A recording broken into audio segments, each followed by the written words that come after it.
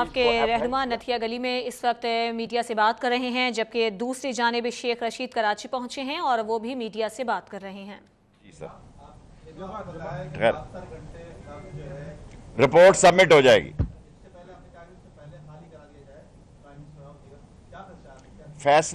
فیصلہ ہونے کے بعد میں نے عرض کی، اگر میں بیان نہیں کر سکا، میں نے یہ کہا کہ اگر سپریم کورٹ ان کے خلاف فیصلہ دیتی ہے تو ادارے پابند ہیں آرٹیکل 190 کے تحت۔ سپریم کورٹ اداروں کو حکم دے کہ اسے عمل درآمد کیا جائے، یہ سپریم کورٹ کی ثوابدید ہے، وہ الیکشن کمیشن پہ بھیجتی ہے، اور اگر یہ سپیکر کی طرف کا انشاءاللہ جانے کا مجھے خیال، کیونکہ ایاز صادق صاحب نے جو بیان دیا وہ بہت ہی افسوسناک بیان ہے، اس اسمبلی کی لٹیا ڈبو دی ہے جو انہوں نے بیان دیا ہے۔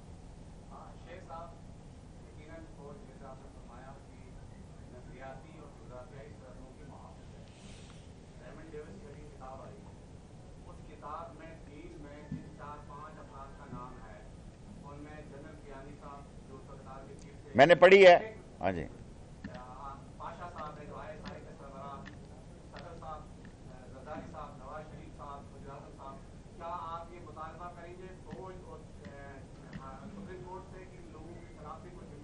میں یہ دیانتداری سے سمجھتا ہوں کہ یہ کتاب جان بوجھ کر ایک ٹائمنٹ پہ لائی گئی ہے، اور یہ 3 دن بھی بڑے اہم ہیں، یہاں بھی قطری کوئی نئی چیز آ سکتی ہے۔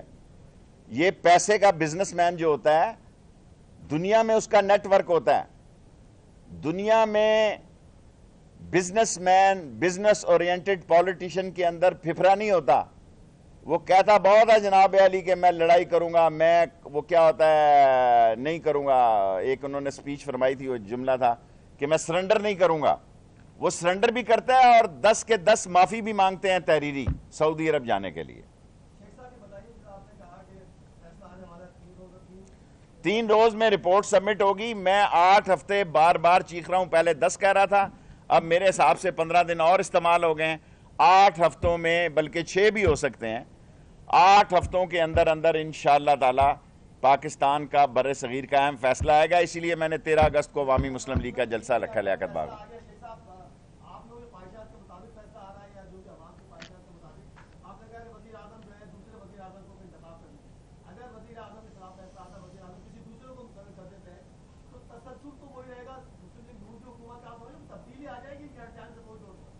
میں مسلم لیگی ہوں خود، اور میں مسلم لیگ کے مزاج سے واقف ہوں۔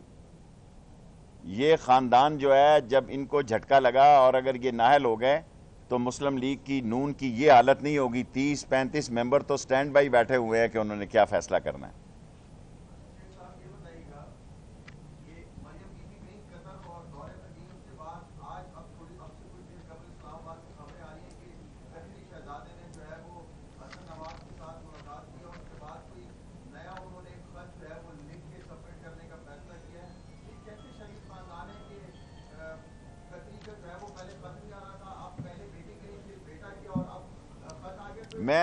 شیخ رشید احمد کراچی میں موجود ہیں، کہنا ان کا یہ تھا کہ 8 ہفتوں میں بر صغیر کی تاریخ کا اہم فیصلہ آئے گا، جبکہ دوسری جانب آپ کو ایک بار پھر سے لیے چلیں گے نتھیا گلی، جہاں عمران خان میڈیا سے بات کر رہے ہیں۔